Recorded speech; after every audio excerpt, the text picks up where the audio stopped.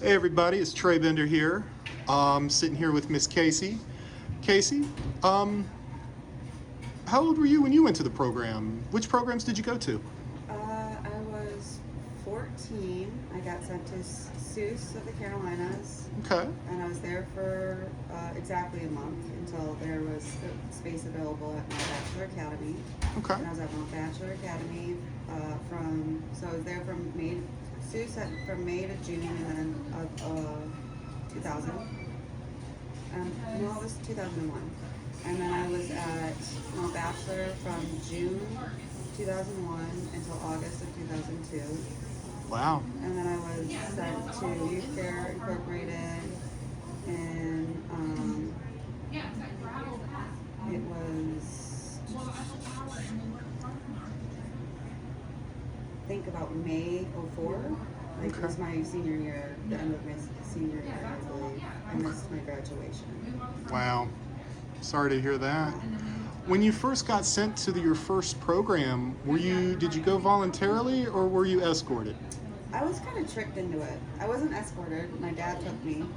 Um,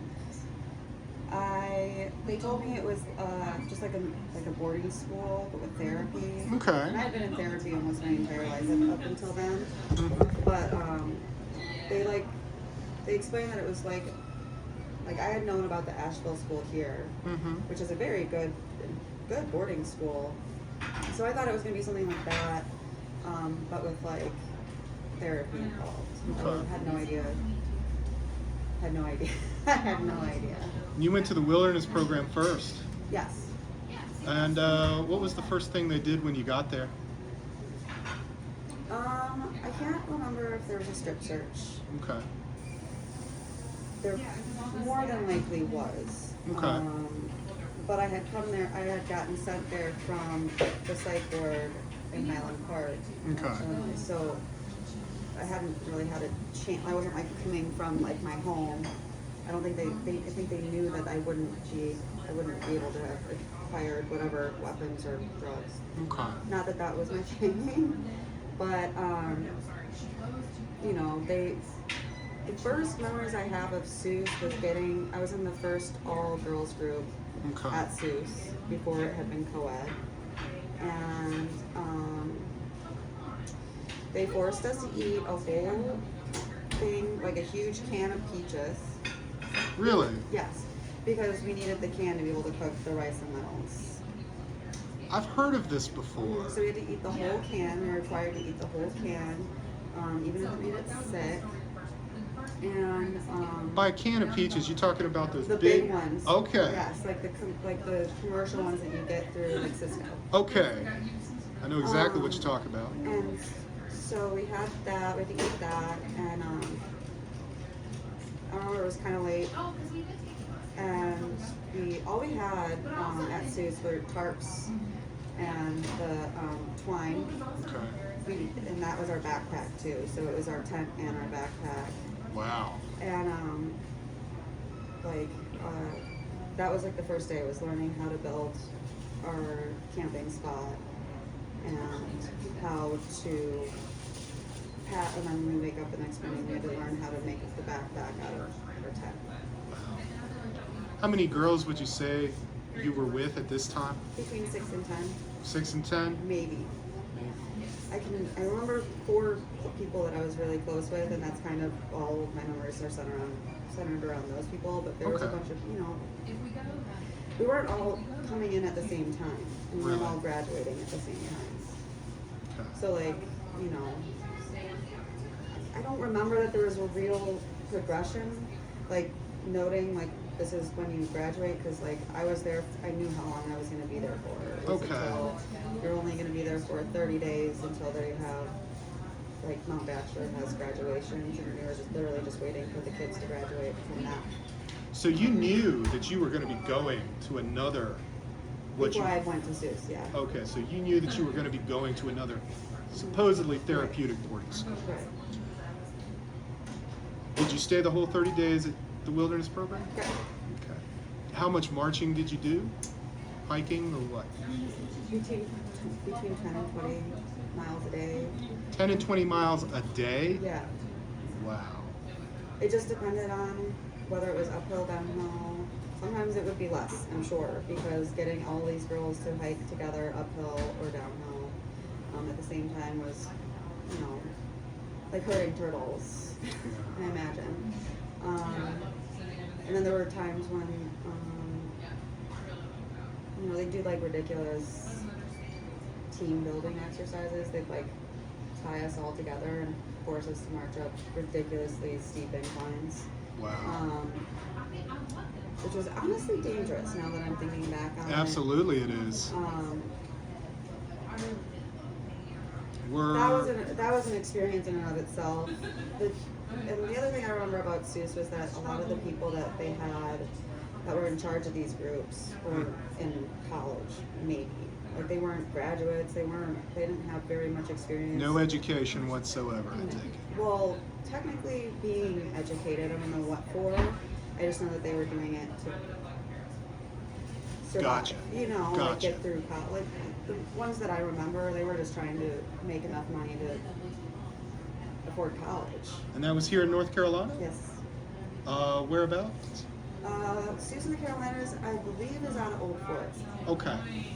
And in terms of wilderness programs, I would say it'd be one of the milder ones, although I don't necessarily agree with a lot of their methods. Absolutely not. You know, and the same thing with like most of the programs I went to, there were some good staff that you could tell wanted to do good, but like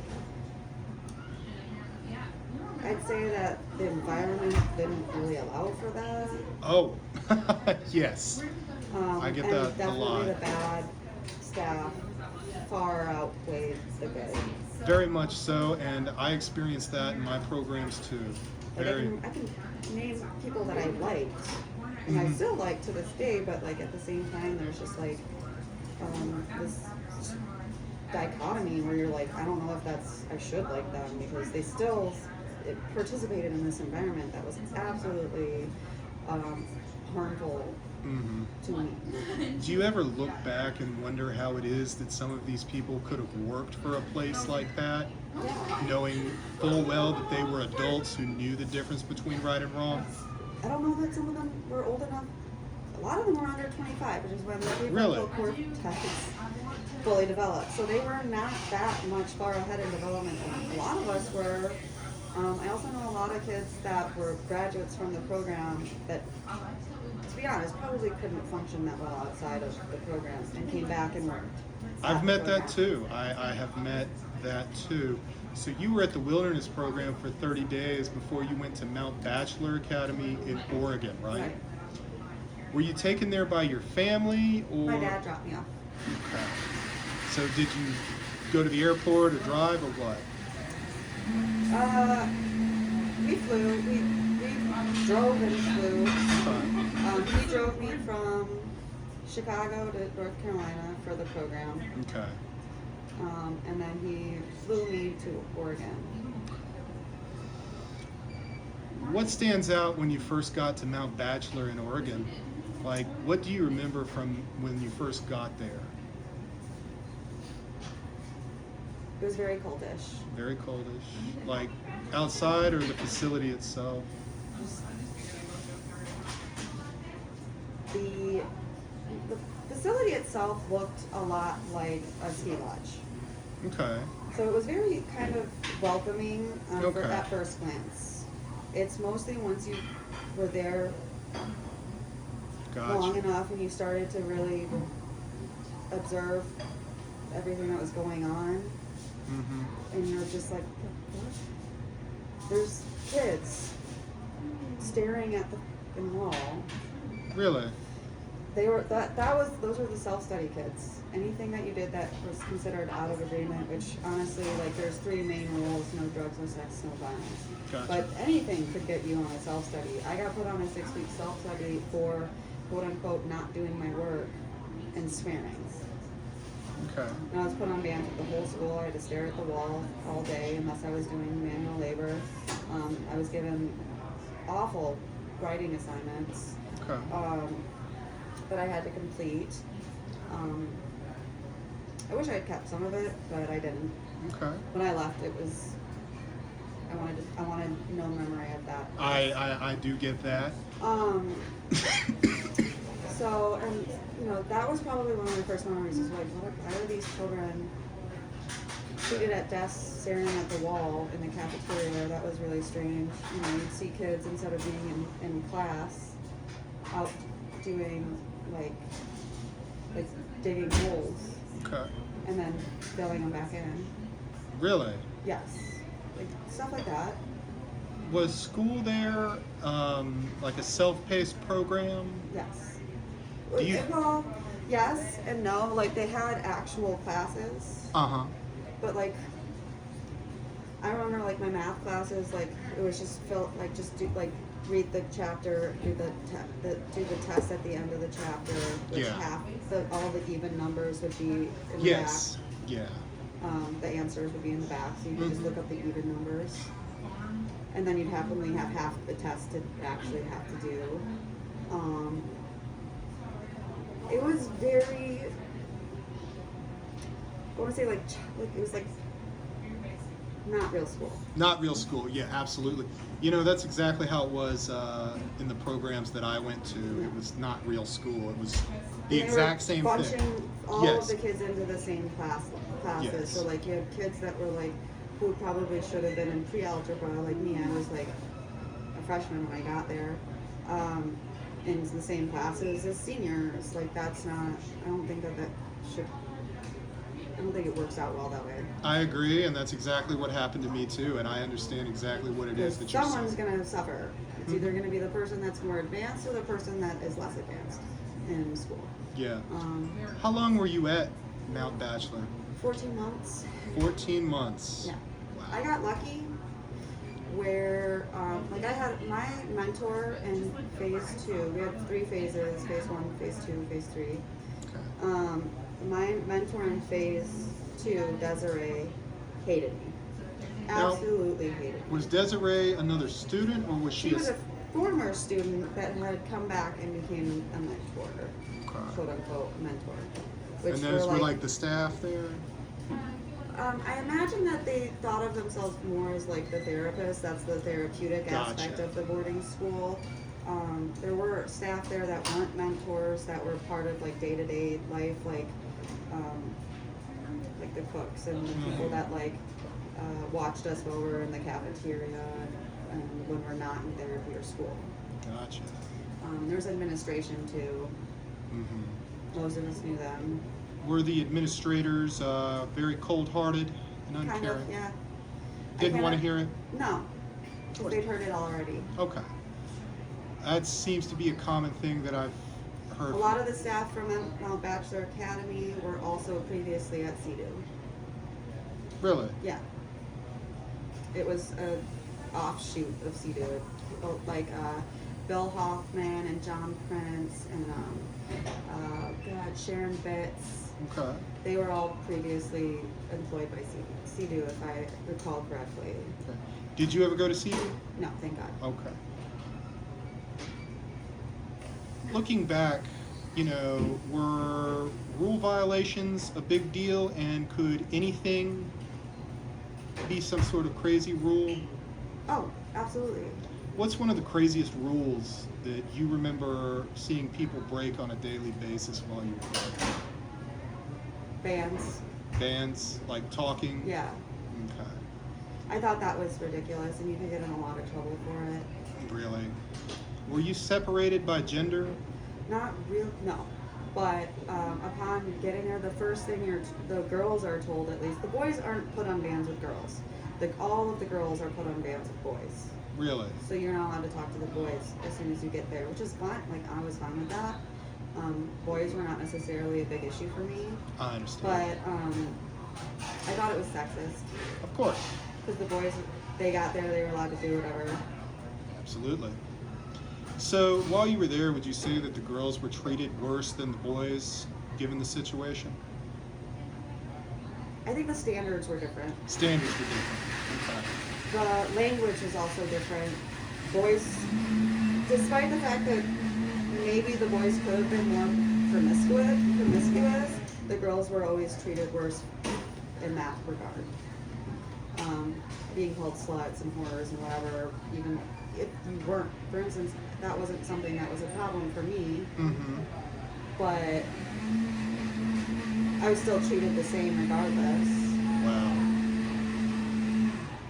Do you think the separation of the genders at that young age affected you later in your adult life? Yeah, well, I was terrified of men before I got there, Okay. and that wasn't helped. Like, I was still scared of men afterwards. But at that point, I didn't know I deserved any better than that. Like, what, that was now my new normal. The way that they treated us, the way that we were taught to relate to men, Okay. that was now normal. So it was damaging in a lot of ways. Other than bans, what other forms of punishment were used? Was food ever withheld as punishment, or physical restraint? That was the one area that we didn't have to worry about. Physical restraint wasn't really a thing there. Chemical restraint was, being put on so many meds that you really couldn't function. There were self-studies. Okay. They could put, like, for instance, like, I didn't really break any rules while I was there, Mm-hmm. but like I said, my mentor hated me, so she was putting me in every single life set multiple times, as long as I qualified to go through that life set. And she even interfered once she wasn't my mentor anymore, and I was in the phase 3. She would interfere in my work then too, for being subjective. But so I went through every life step like 2 or 3 different times. Really? And those are hard to describe. I've done some reading, and yes. Those are hard to describe. They were really traumatic.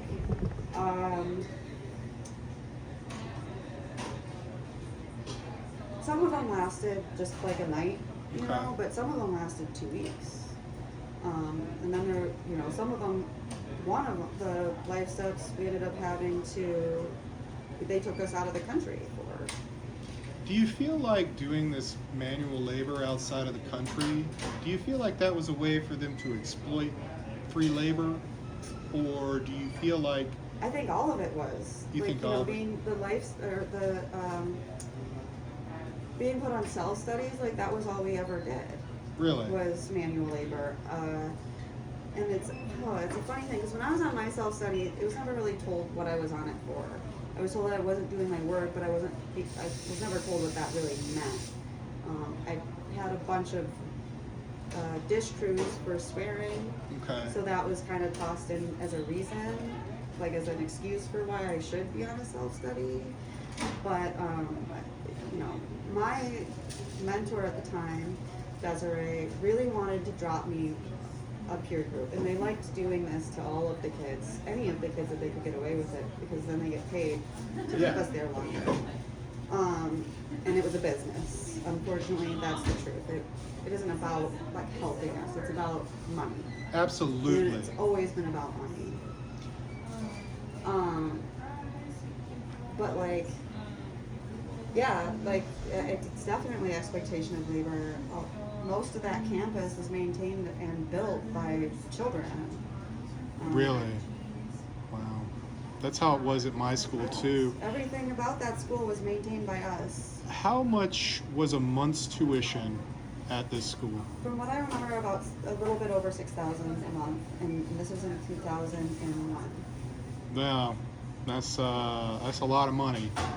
And do you feel like this money was going back into the school, or I have no idea. no? I have no idea. Okay. I have no idea. We weren't getting therapy.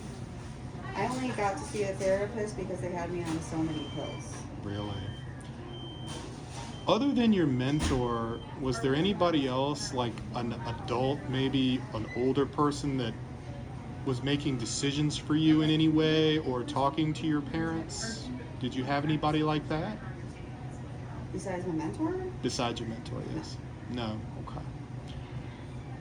How often were you able to talk to your parents while you were there? Like, could you call any time? No. No. We get once a week.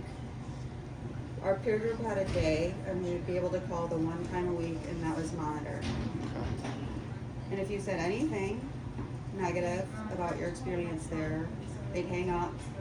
You'd get in trouble, a lot of trouble. A lot of trouble. And then they would call back and say, "Oh, your child is manipulating you. They're lying." Da, da, da, da. Do you feel like your parents were told not to believe anything that you said while you were there? Like, if you were to tell them what was really happening at I that did tell them. And what did I they did tell them. I remember I got one home break, and on the way home, I remember because there was a layover and I was in Portland. Okay. I was there for about an hour or two, and I went to the. We had no money, but I knew because we grew up with the payphones. Yeah. So I called 1-800-COLLECT, called my dad, and he was. If anyone would believe me, I thought it would be my dad, or my adopted father. Excuse me. And I remember being on the phone with him, and just going through all these things that I'd been through and telling him everything, and I was like, and I promise you, lying isn't my thing, and you know that. Like, I don't lie. I'm not good at it. I was like, this place is terrifying. I can't go back. And he was like, no, you have to get on the plane. I was like, and especially now that I'm telling you all this stuff, you're going to tell them that I thought about running away, and they're going to punish me. And I was like, and now I have to run away because you're going to tell them. And he was like, I promise you. And I'm guessing he kept that promise because I never did get in trouble for this. But I did. I was 2 seconds from running away and never coming back. I told him everything, and he was like, all of this might be true, but you still have to go back. Wow. So, do you feel like your adoptive father was kind of brainwashed into believing that their system worked, or? I don't know. He says he always regretted sending me, but at the same time, it's like, you could have done something. Absolutely. I'd like to think that my dad is the lesser of the two evils that my parents happen to be, but I understand he still that. let it all happen.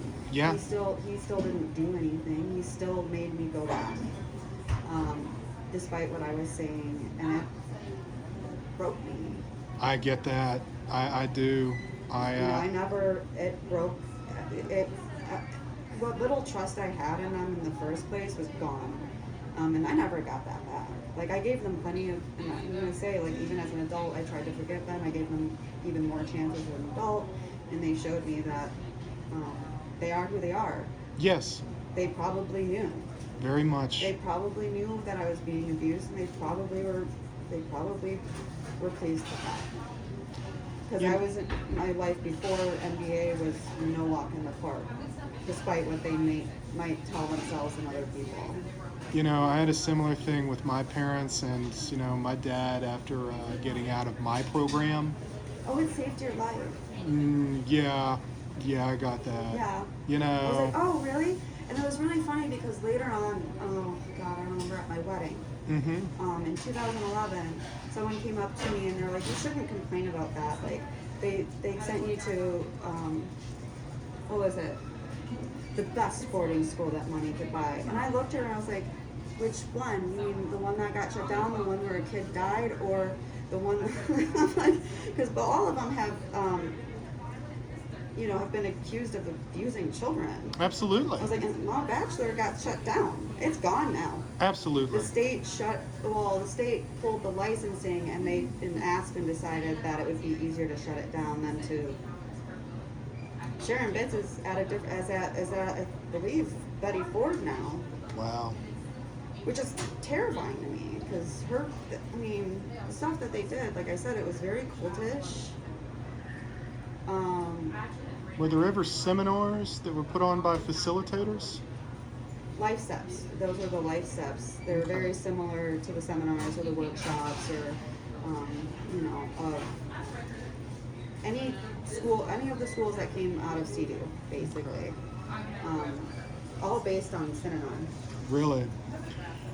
Is there any particular incident during your time there that you remember very well? Like, you could replay in your head, or anything you saw that you remember vividly, like any kind of abuse, anything inappropriate that a staff may have done to you or somebody else?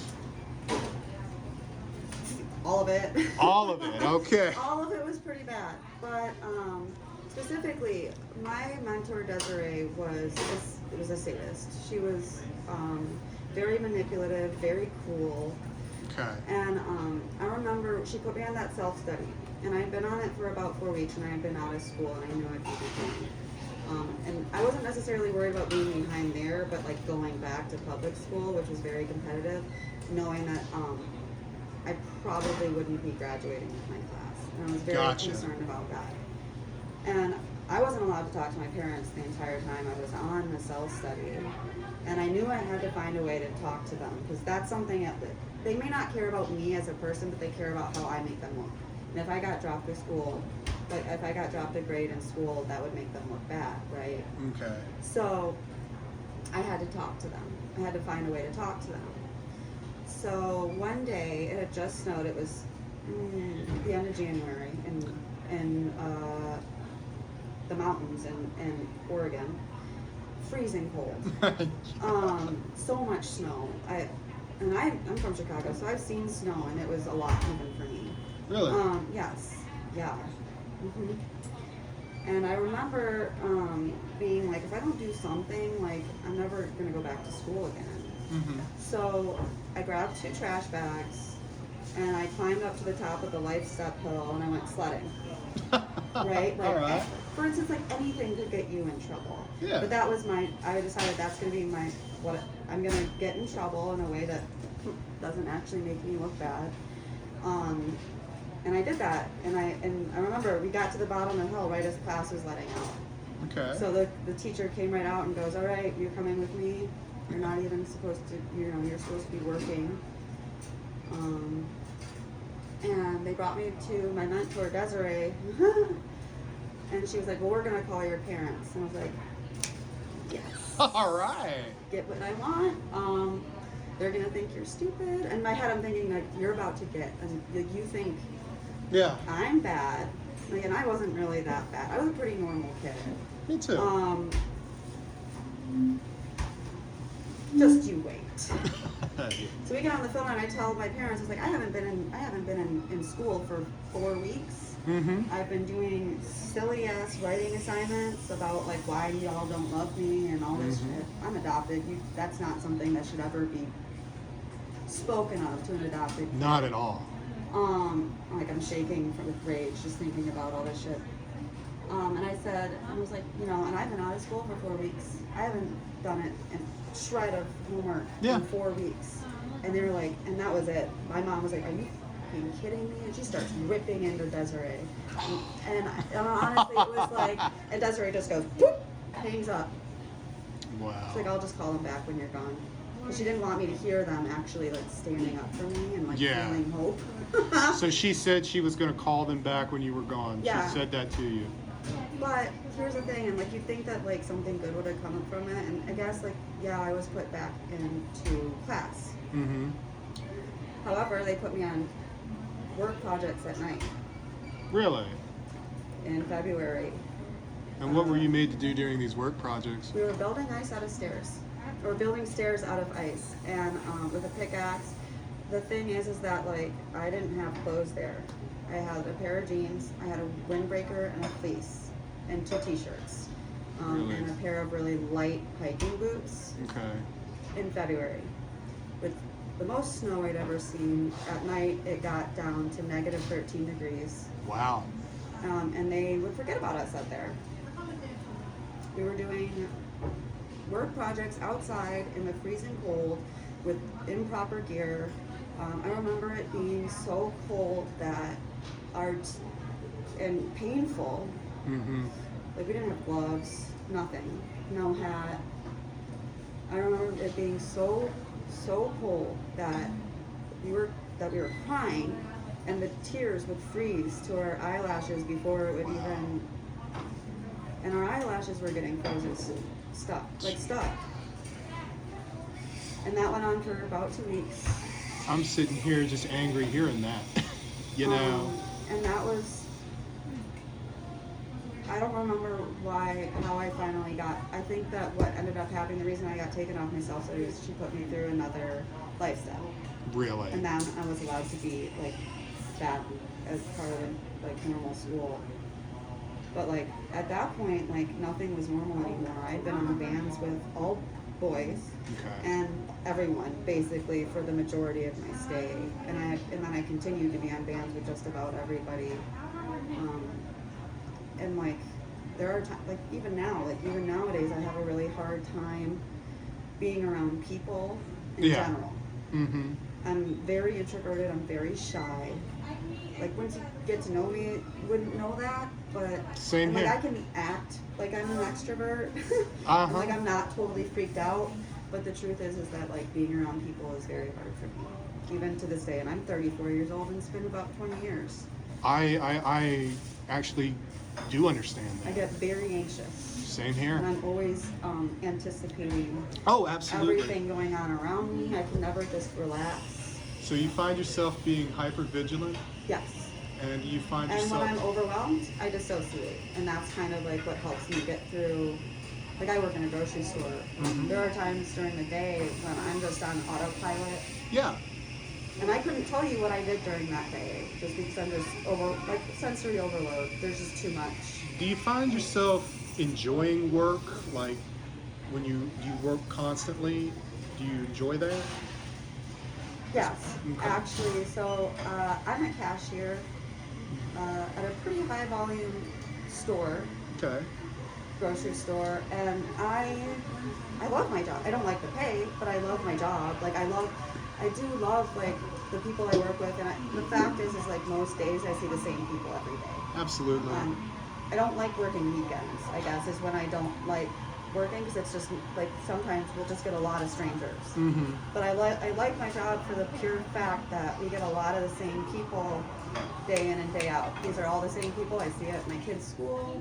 These are all the same people I see, like, at the restaurants nearby. Like, it's a small town feel. Like, Asheville is not that big, but, like, I live in Leicester, like, further, a little bit further out, and it's always the same people, and I like that, and it makes me feel safe. Absolutely. But so little.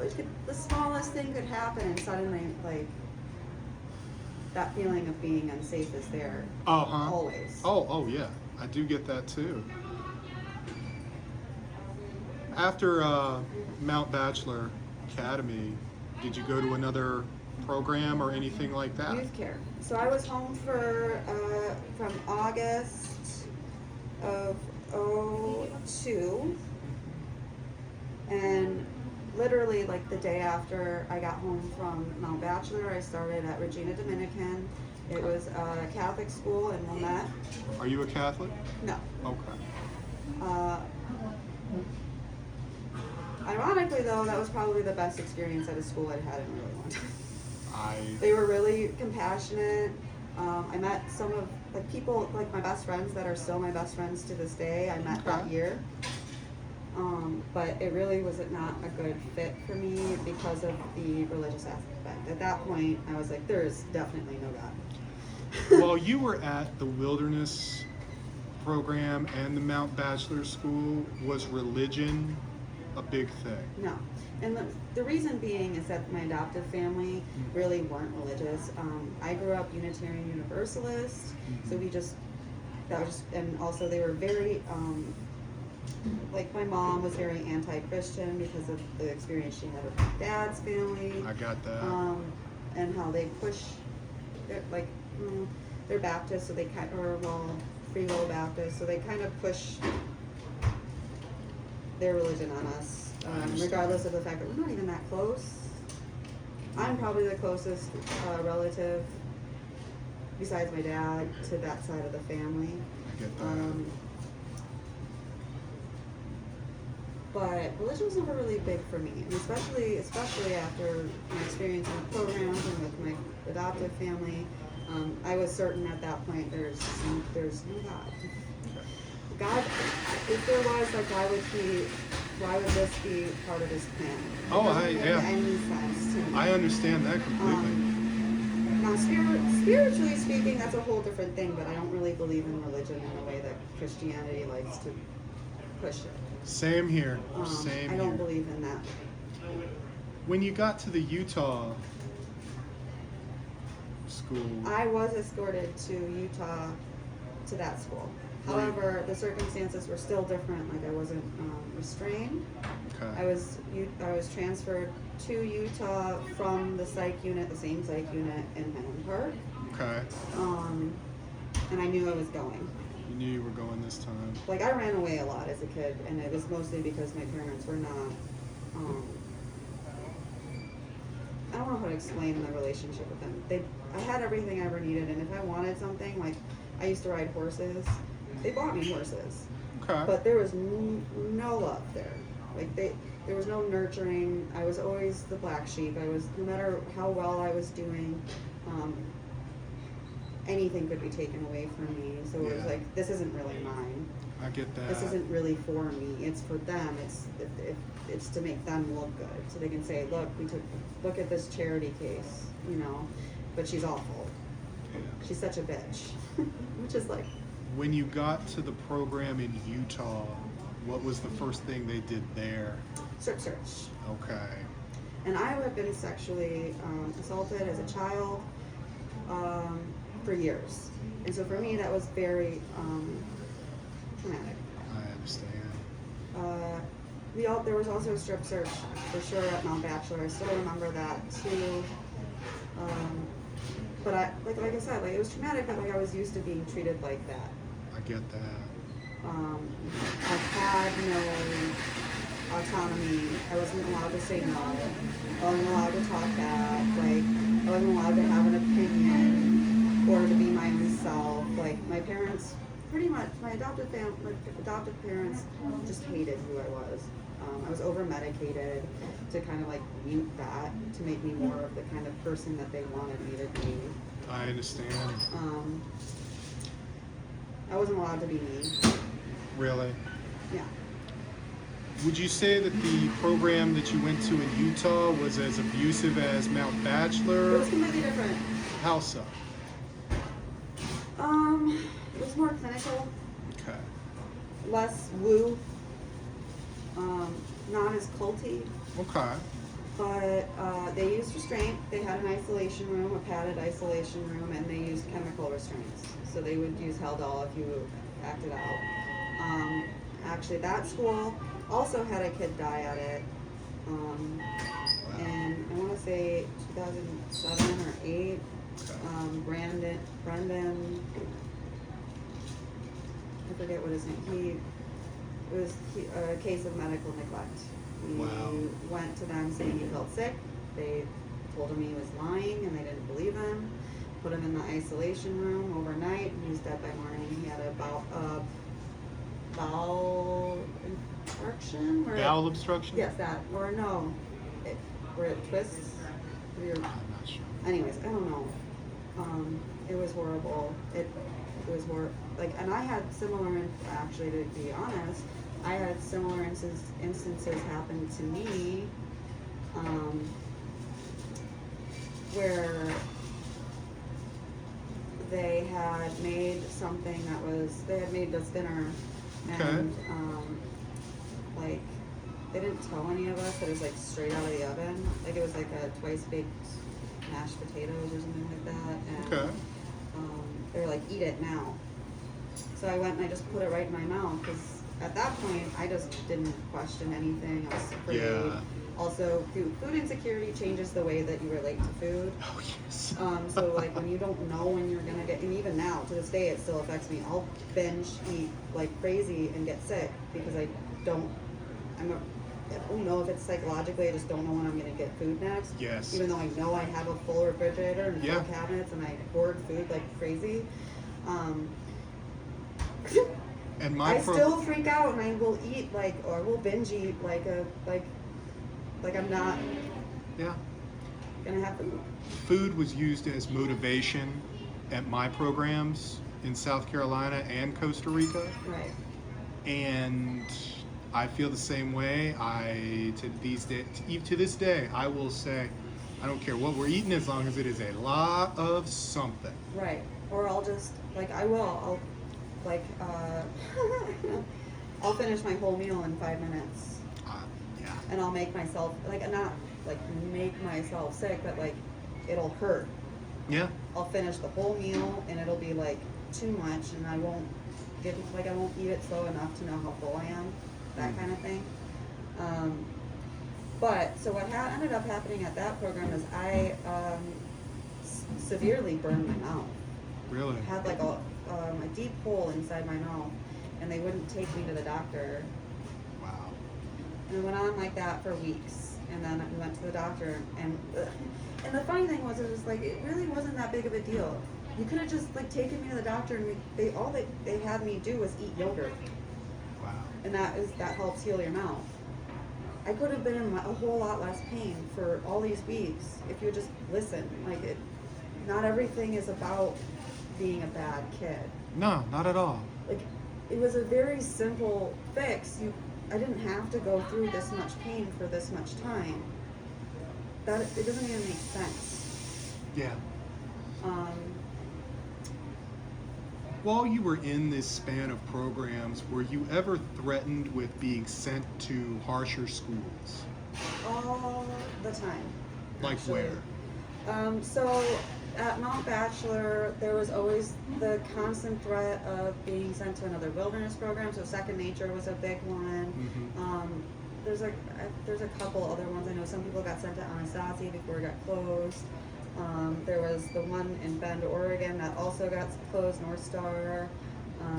Seuss was a huge one in Idaho. And then there were other programs. Provo was used a lot as a threat. Nobody wanted to go there. Why did nobody want to go to Provo? We all knew how bad it was. So Provo's a pretty bad place. Yes. We knew back then, even. Like,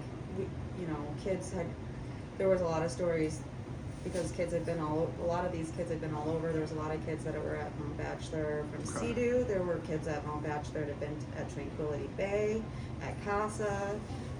There were a lot of kids that had come from Provo too. I know that for a fact. And there was a lot of kids that came from some of the East Coast schools that were still open back then. How often were you threatened with Tranquility Bay and Casa by the Sea?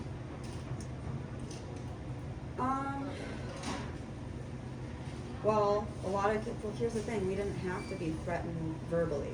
Okay. Kids, when they would, if they were put on a self-study and it didn't work, were being subjective. Absolutely. They just were sent there. With no warning, just... No, and they just disappeared them in the middle of the night. That's how it happened at my schools too. Yeah. It was And like there you'd was wake up and they'd be also gone. An intervention that they would have when kids, when it felt like the whole school was out of control, they would have an intervention. So they'd send all the boys out to go to do a boot camp style. They were gone for weeks. Really? Wow. As a parent yourself, how do you respond to people who say that if these kids knew how to act, they would never have been sent there in the first place? Who was our parents? Who was teaching us? Who Right. was there for us? Most of these kids, the majority of my friends, these people that I honestly I am still friends with a lot of the people from these schools. A lot of them were traumatized as a kid. A lot of them had been abused. A lot of them had dealt with situations that were so far beyond their maturity level. Absolutely. I don't think there are very few of the people that I went to those schools with that I would say were truly bad kids. Really? Most of them were really good kids that were just really misunderstood. And the only way, stuff that I had been through as a kid, I had no way of communicating to I get that. anyone I get that. what had happened. And even when I did try to tell people, they would just say, oh, well, you're lucky you got the golden ticket. Your parents, your adoptive family, they're rich, right? Why? You should just be grateful. Yeah. I got told that by CPS. I got told that by teachers who I tried to talk to. I got told that by friends and my friends' parents. There was nobody that I could turn to as a kid that I could trust. So like, what's the point? I get that. What's the point in like trying to be good? Like, Yeah. I get treated the same whether I'm good or bad. Like, you might as well have some fun with it. Yeah. You might as well make them suffer as much as they make me suffer. And I know that like as an adult that is irrational, but it really felt like there was no other way out. I get that a lot, and you know, I was in very much the same situation. And sometimes, like, it takes drastic measures to Yes. get, you know, like, to get the help that you need. And unfortunately, sometimes that help just makes it worse. And in my case, for sure, that was the case. I never really did get help, and by the time I was an adult and could seek out help, I'm now terrified of therapists. Same here. Very much so. I don't want to see therapists And a for lot the of the same reason therapists I've too. seen as an adult were traumatized by my story. So then when I started to tell them that, you know, they'd be like, "Oh my God," you know, and like those freak out reactions are triggering for me, because it's like, you know, I know it was bad. I didn't know it was this bad. You're a therapist. Like, this shouldn't freak you out. Yeah. It seems unprofessional to me to react that way, even if it is shocking. You need to, like for me, because I need you to be calm, because I'm not. I know how messed up this whole situation is. I know. I lived it. What do you think with the current movement after the Paris Hilton documentary? How do you feel about that? Thank God someone cares. I can't even tell you how many years and years, decades, that I've felt like I was silently screaming into the void. Because I knew when it was happening to me, I told them, this is what's going to get you closed down. This is what's going to get you fired. Absolutely. Like, this is going to come back to you tenfold because you chose this. Why? Do you like the power you have over us? You're not even making that much money. I know. In the grand scheme of things, you're barely, like, most of these people were worse off than we were. You know, I can remember several staff coming and very much seeming like they were high. On God, showing up smelling like cigarettes. Like, I'm not stupid. Yeah. If it's, Yeah. Oh yeah. where's your accountability? If Yeah. that's such a big thing. Was accountability a word that was used? Oh yeah.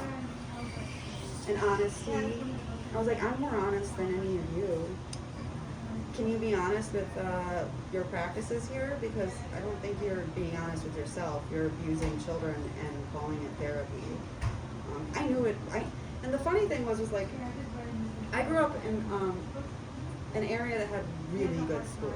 Me too. Really, Me really, too. really Me good too. teachers. So like we had studied like World War II and the Korean War and about brainwashing and all, and like MK Ultra and like Yeah. everything. I had already learned about most of that, so I knew what they were doing. Oh yeah. They were doing it poorly, but they were still. I knew what they were doing to us. So even at that young age, when you got there, you recognized what it was that was happening.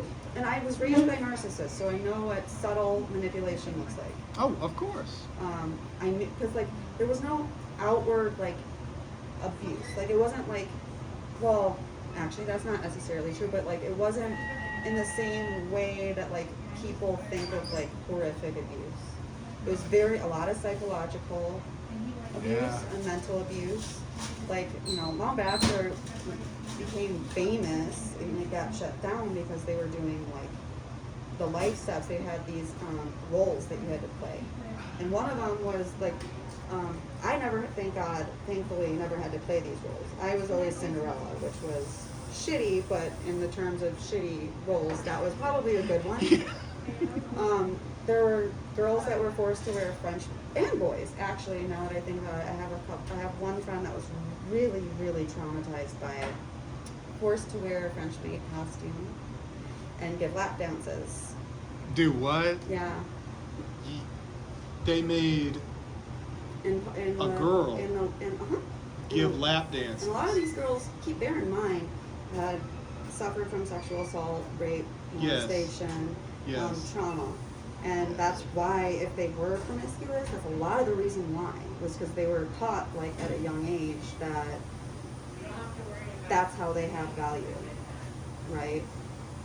That's their only value. So, and then they become whatever, slutty or promiscuous, and they get punished for it Yeah. by being forced to give lap dances, not just to students, actually. Now that, and I remember this, is that also they were forced to do it for the mentors that were in the life steps.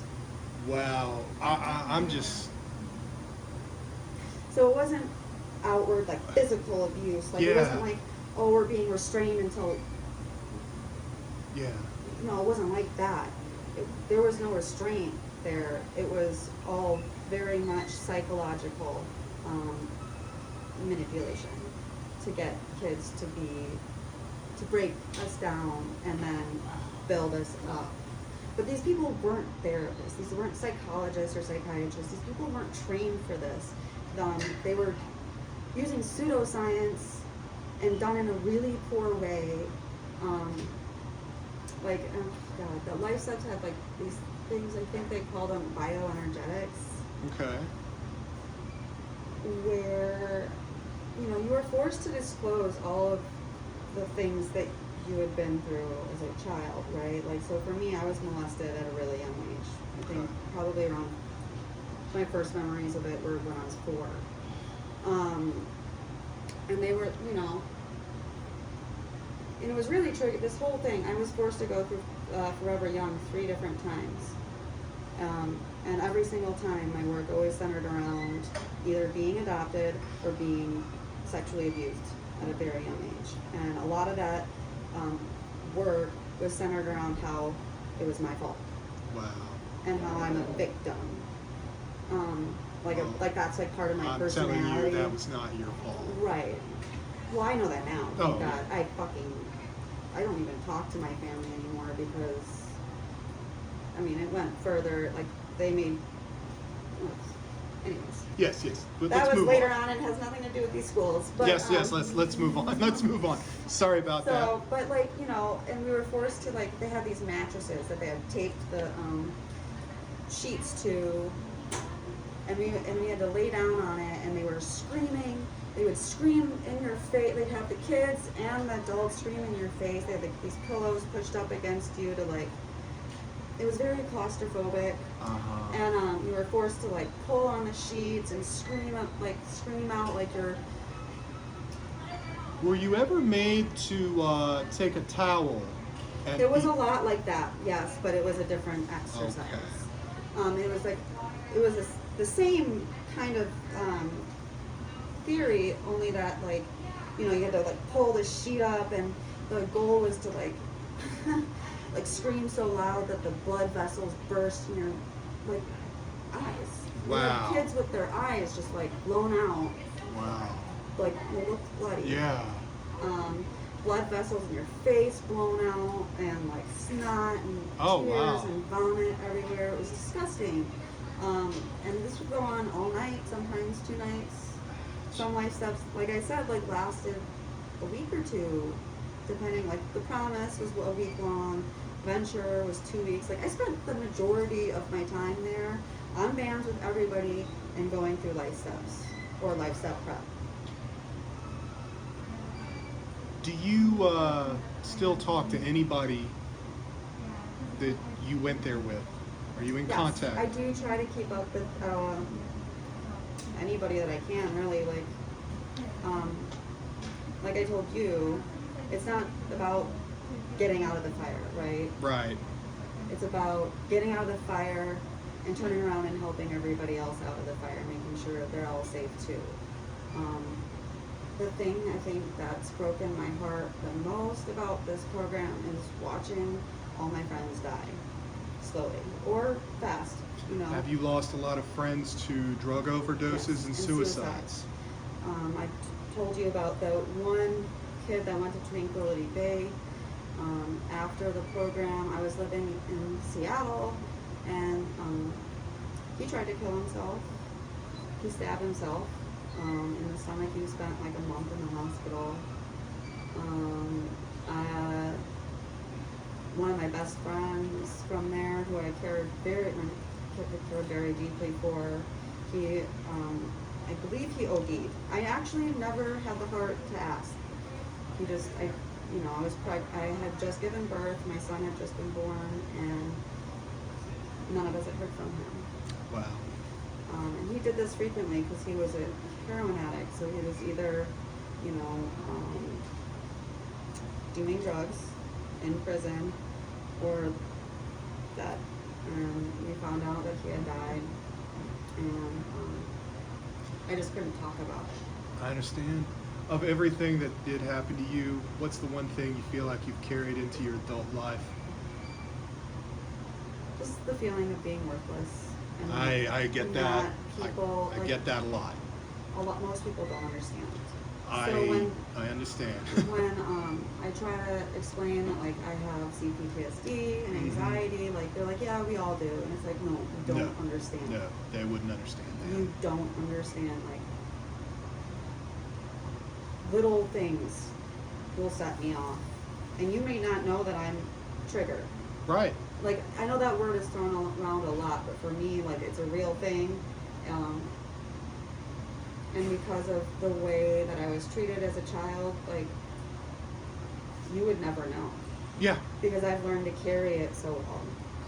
I think I can relate to that. You carry that pain with you every day, and you learn to shove it down, and you learn to live with it. But here's the thing, that I'll go months where I'm feeling really low and I'm not good. And I have a hard time functioning. Despite, like, here's the thing though, like, it has to happen. You have to deal with those emotions eventually. You have to, I was mentioning earlier, like, that whole thing that happened in Mexico during La Mancha, which was one of the life steps, and they had us all boxing each other. I had forgotten about that entirely until someone mentioned being in Mexico and how all the horrible things that had happened. And I had forgotten a lot of it. The pervy guys that we were staying with, that we stayed with this family that one of the mentors knew, and they brought us to a nightclub one night. Really? And this guy was, like, groping all the girls. And how old were you? I was 14. You were 14. Oh, man. And then, the boxing incident where they had all of us boxing each other, and the end of it was when I almost got knocked out, because I had previously had several head injuries as a kid, one of which was very bad. I got hit by a van when I was 7. I broke my femur in 2 places. I was in traction for 6 weeks. And yeah, like, I was a completely different person afterwards. What advice would you give to the younger generation who have gone through this, like people in their early 20s now, who've gone through the same thing we went to? What advice would you give them? You're not alone.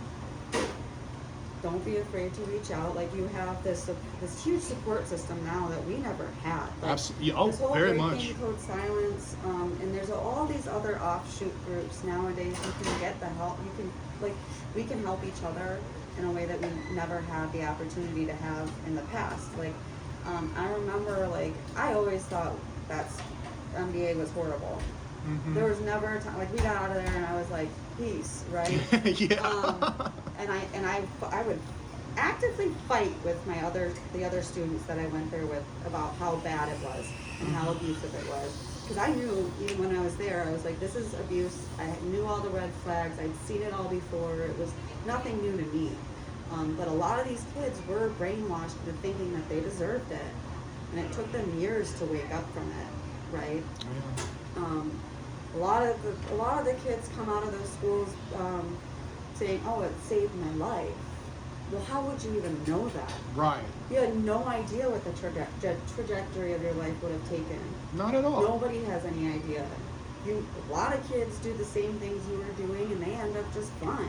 Yes, some don't, but How does that mean that you deserve to be abused?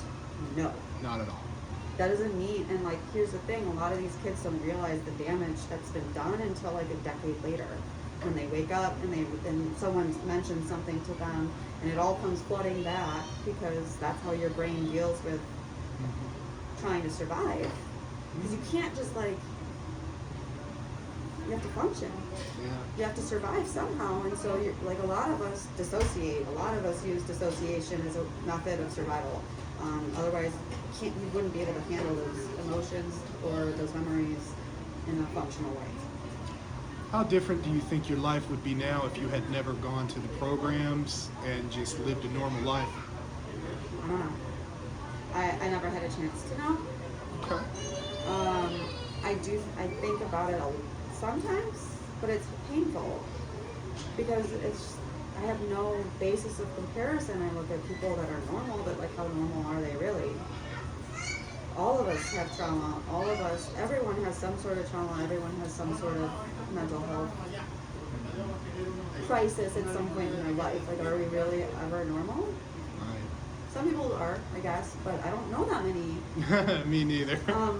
Even the most normal people I know still struggle with depression or anxiety, right? Not to the degree that I am, but like, I'm not sitting there like comparing, because we all have our own issues, but I don't like thinking about it, because this was the hand that I was dealt. Yeah. And to be honest, it's made me a stronger, smarter person because of it. Do I feel lucky? No. But it is what it is. And we just have to do our best to deal with it in the moment. Every time something comes up, you just have to address it. Yeah. If you try to run from it, like I did that for years. I was homeless, I was living out of my car a lot. Things are good for me now for the most part, but like, when I was younger, in my early 20s, I was moving all over the country. I didn't want to stay in one space. I wanted to live out of my car because it felt that was my safe spot. And if I had my car, I could just leave. Yeah. And I could disappear and nobody can find me and I'm safe. And this is my car and this is my safe place. Nobody understood it. But it was, to me, it made sense. I think I can really relate to that because my car is my safe place too. It still is to this day. Yeah. Like, I love long drives. And when something happens to it, I freak. Same here.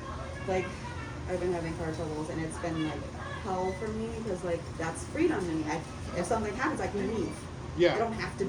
I'm not being restrained or forced to be in one spot and nobody can hurt me. I can just leave. The thought of being like controlled by other people freaks me out. Mm-hmm. Having my car equals freedom. Yes. I can just leave. I'm in the same boat with that because I don't ever like go to the bar and then drive home because I'm just like, if I was ever like in trouble for something. And I don't like drinking that much to begin with because as a female, Yeah. it's not safe.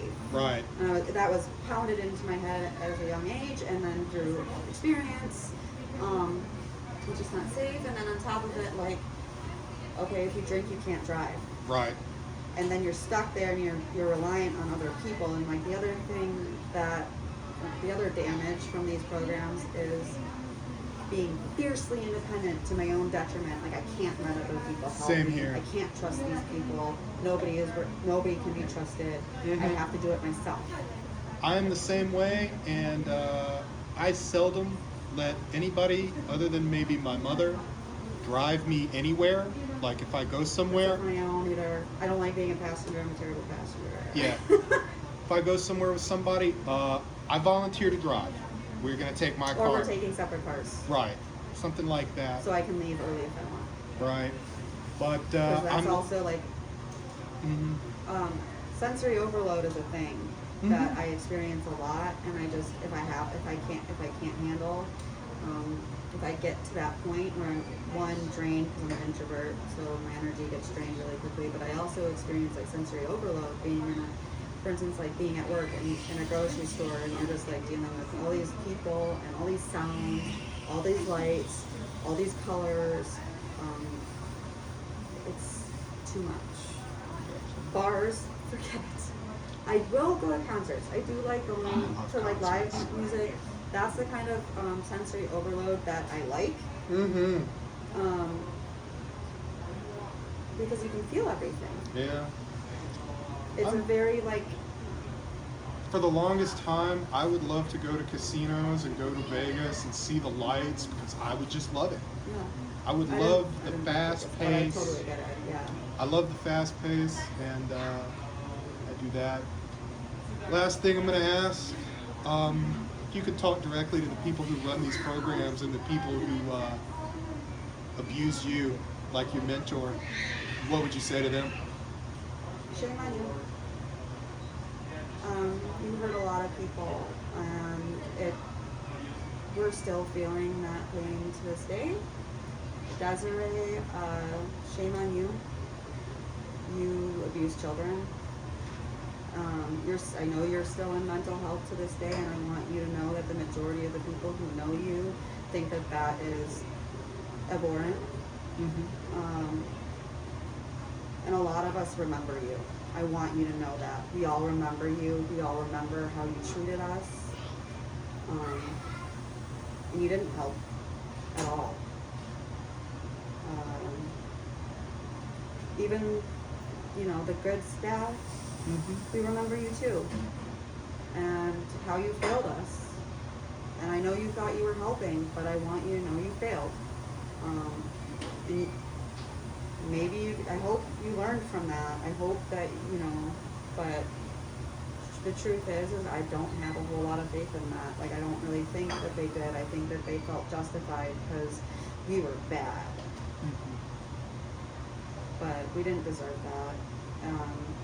All of you kids out there that are struggling, just know that we see you.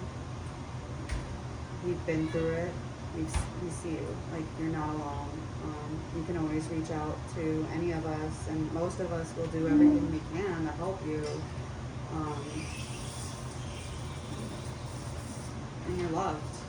That was the hardest thing for me to deal with growing up, was like knowing I wasn't. Yes. Knowing that nobody loved me, knowing that nobody cared about what happened to me was the hardest part, and I want you to know that that doesn't last forever. You may feel like your family isn't really your family, and that's probably because one day you're gonna find your family, you're gonna find your tribe, and it's okay. So. Anything else you'd like to say before we end? No. Okay. No, Well, thank you very much. Thank You know, you. I I've- appreciate that.